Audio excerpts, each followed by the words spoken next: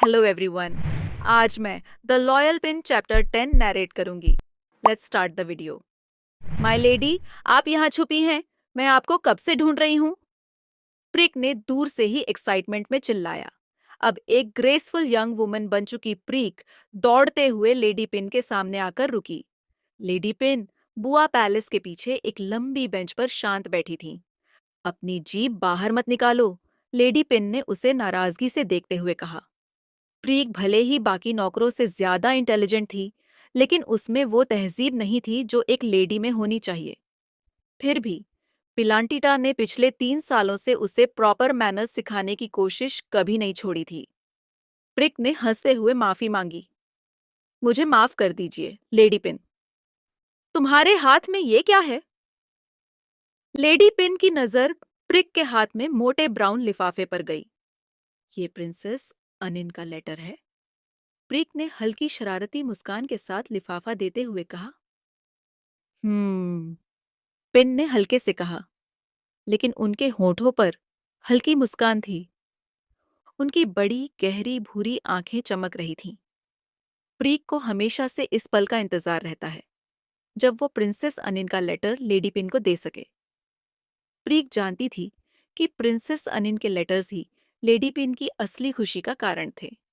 पिछले 3 सालों में पिन की जिंदगी काफी बदल चुकी थी। वह अब एक यूनिवर्सिटी में फैकल्टी ऑफ आर्ट्स की स्टूडेंट थी, जहां उसे नए दोस्त मिले थे और उसकी सोशल लाइफ पहले से कहीं ज्यादा बढ़ गई थी।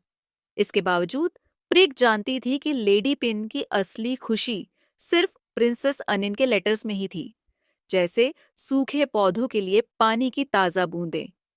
हालांकि जब प्रिंसेस अनिन के लेटर्स हफ्तों या महीनों तक नहीं आते, तो एक अजीब सी खामोशी छा जाती। ऐसे वक्त में प्रीक को लेडी पिन का सामना करने से भी डर लगता था। लेडी पिन का शरीर उदासी और निराशा में डूबा रहता, जैसे उन पर काले बादलों की चादर लिपटी हो। बाहर से वो शांत लगती, पर अंदर का दर्द इतना गहरा था कि कोई पास नहीं आ सकता था। सिर्फ प्रीक ही नहीं, प्रिंसेस पद्मिका भी इसे महसूस करती थी। ये वाला तुम्हारा है। प्रीक। लेडी पिन ने लिफाफा खोलते हुए एक पोस्ट कार्ड प्रीक को दिया।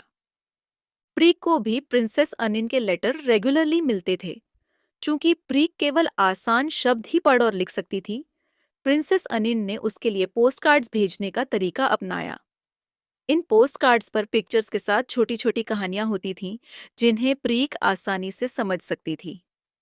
प्रीक खुद छोटे वाक्यों में लेटर लिखती या फिर लेडी पिन से लिखवाती थी। हर बार प्रीक का लेटर इसी लाइन से खत्म होता। आप कब लौटोगी। अब मेरे पास कोई नहीं है। हमेशा अपनी दोस्त की याद आती है। प्रीक। प्रीक। प्रीक ने पोस्टकार्ड को ध्यान से देखा, जिसमें एक तरफ कुछ बोरिंग ग्रे बिल्डिंग्स थीं। उसने पोस्टकार्ड को पलटा। दूसरी तरफ उसकी खुद की एक छोटी सी ड्राइंग थी, जिसमें उसकी बहुत कर्ली बालों वाली तस्वीर थी। उस पर एक आसान सा मैसेज था। Missing prick, badly. प्रीक के चेहरे पर एक बड़ी मुस्कान फैल गई, जिसे देख लेडी पिन भी मुस्कुरा दी।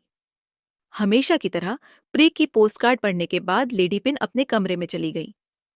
वहां उन्होंने वह लेटर अकेले पढ़ा और सही तारीख के साथ अपने राइटिंग टेबल पर सजा दिया। पिछले 3 साल से, जब से प्रिंसेस अनिन इंग्लैंड पढ़ने गई थी, उन्होंने लेडी पिन से किया अपना वादा निभाते हुए हर हफ्ते लगातार पत्र भेजे हैं। मैं तुम्हें हर दिन एक लेटर भेजूंगी, ये मेरा वादा है। जब प्रिंसेस अनिन ने पहली बार यह कहा तो पिन को यकीन नहीं हुआ। उन्हें लगा कि यह सिर्फ उन्हें चुप कराने के लिए कहा गया था, लेकिन समय के साथ प्रिंसेस अनिन ने साबित कर दिया कि वह अपने वादे की पक्की हैं। दूसरी तरफ लेडी पिन सिर्फ तभी अनिन को जवाब देती थीं जब उन्हें प्रिंसेस अनिन का वीकली लेटर मिलता था। उनके जवाब हमेशा शॉर्ट और सिंपल होते थे। उन्होंने कभी खुद से अनिन को लेटर लिखना शुरू नहीं किया।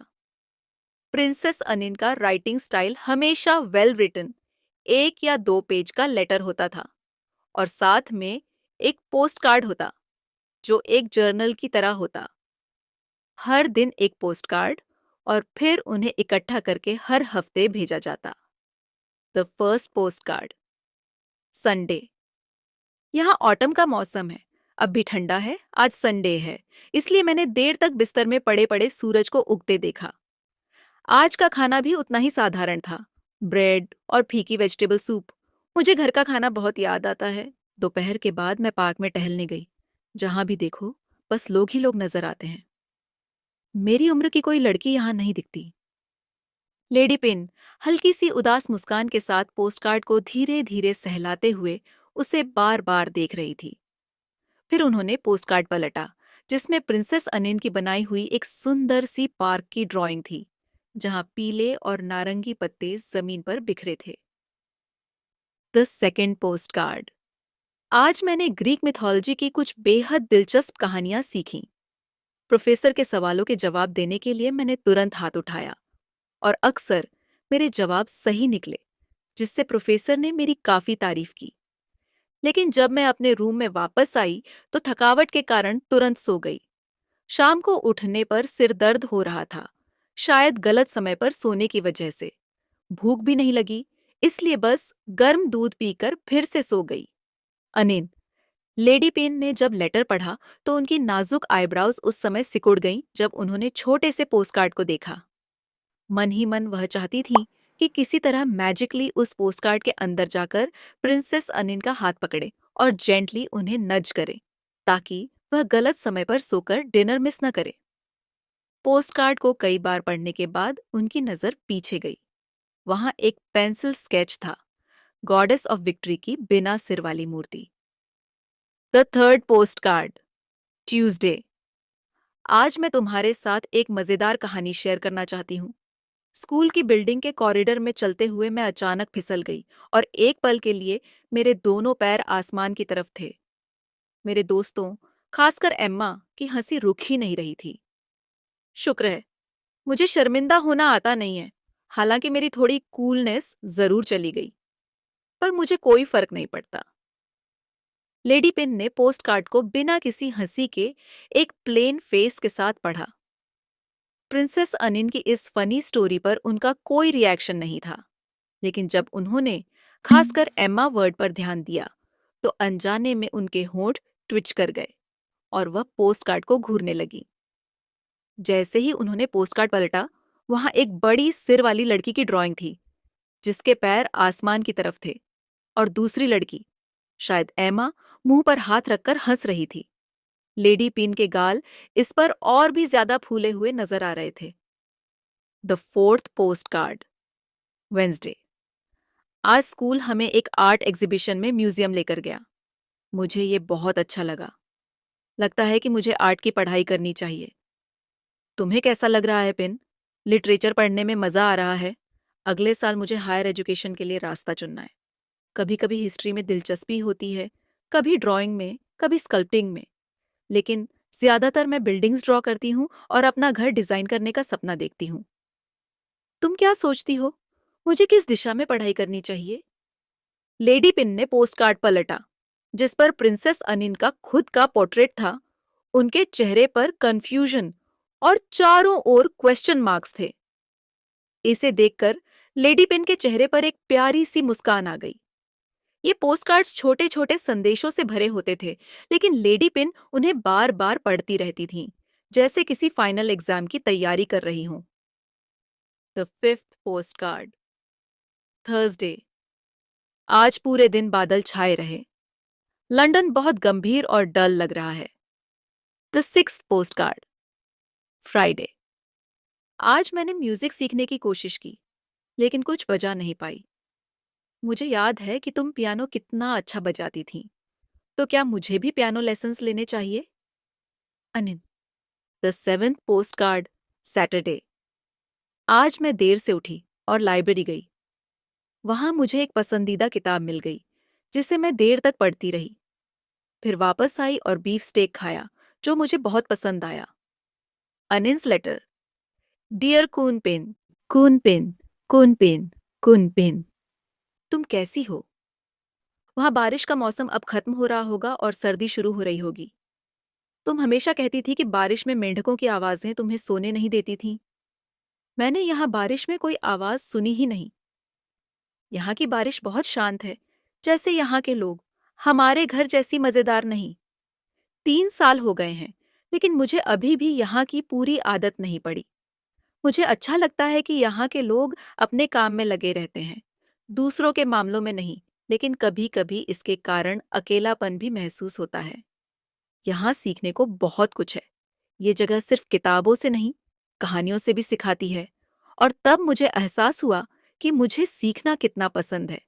मेरे बहुत दोस्त हैं, लेकिन उनके विचार, संस्कृतियाँ और भाषाएं अलग हैं।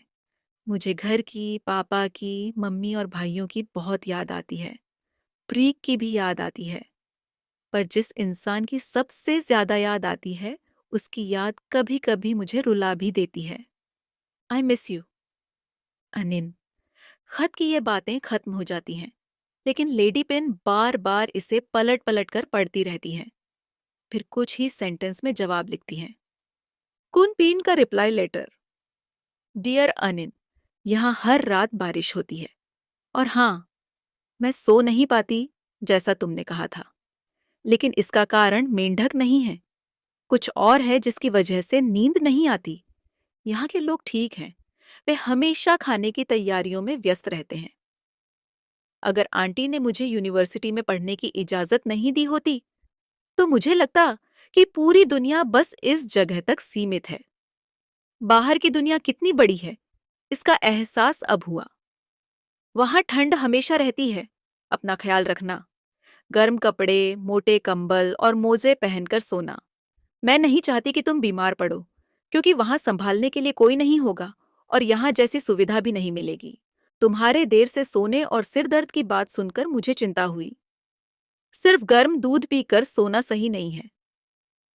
जब तुम गिरी थी और तुम्हारे पैर आसमान की ओर थे, तब किसी ने दवा लगाई थी क्या? और ये एम्मा कौन है? तुम्हारी पढ़ाई की बात पर मैं कोई सुझाव नहीं दूंगी। तुम हमेशा जानती हो कि तुम्हें क्या चाहिए और क्या करना है। बस वही करो जो तुम्हारा दिल कहे। पियानो सीखने की बात पर मैं पूरी तरह सहमत हूँ। तुम्हारी शख्सियत इतनी एलिगेंट है कि पियानो बजाना तुम्हारे लिए बिल्कुल परफेक्ट होगा। सोचो, जब तुम सीधी कमर से बैठकर अपनी नाजुक उंगलियों से पियानो बजा रही हो, ये सोचकर ही मैं मुस्कुराए बिना नहीं रह सकती। तुम्हारे सारे पोस्टकार्ड्स मैंने संभाल कर रखे हैं। इतना बड़ा कलेक्शन हो गया है कि मैंने आंटी से लोहे की पेटी मांगी है। लेकिन जो मेरे फेवरेट हैं, उन्हें अपनी डेस्क की ड्रॉअर में रखती हूँ, ताकि जब भी तुम्हारी याद आए, उन्हें पढ़ सकूं। तुम्हारे वापस आने में अभी वक्त है, लेकिन मैं दिन गिनना नहीं छोड़ती। उस दिन आंटी ने देखा और मुझे डांटा भी कि मैंने कैलेंडर बिगाड़ दिया है, पर मैं नहीं मानूंगी। मैं क्यों निशान नहीं बना सकती? मैं तुम्हें देखने का बेसब्री से इंतजार कर रही हूँ। एक भी पल ऐसा नहीं जाता जब मैं तुम्हारे बारे में न सोचूं। पिन। इसी के साथ ये चैप्टर भी खत्म हो जाता है। Thank you for watching the video. See you in the next one.